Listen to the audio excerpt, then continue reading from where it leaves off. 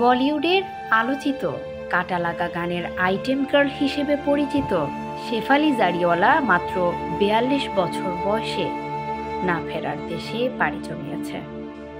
ভারতের একাধিক গণমাধ্যম জানিয়েছে, গতকাল তিনি হঠাৎই অসুস্থ বোধ করলে সঙ্গে সঙ্গে তাকে নিয়ে যাওয়া হয় মুম্বাইয়ের বেলভিউ হাসপাতালে। সেখানেই তিনি মারা যান। তার স্বামী পরাগ গণমাধ্যমকে জানিয়েছে, কার্ডিয়াক অ্যাটাকের শিকার হন তিনি।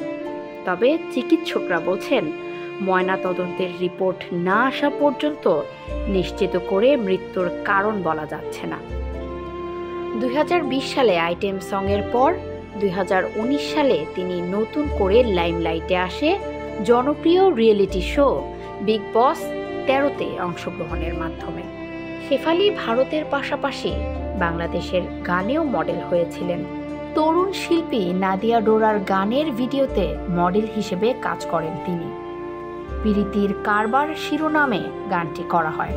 হঠাৎই এই অভিনেত্রীর মৃত্যুতে বলিউডে শোকের মাতম নেমে এসেছে।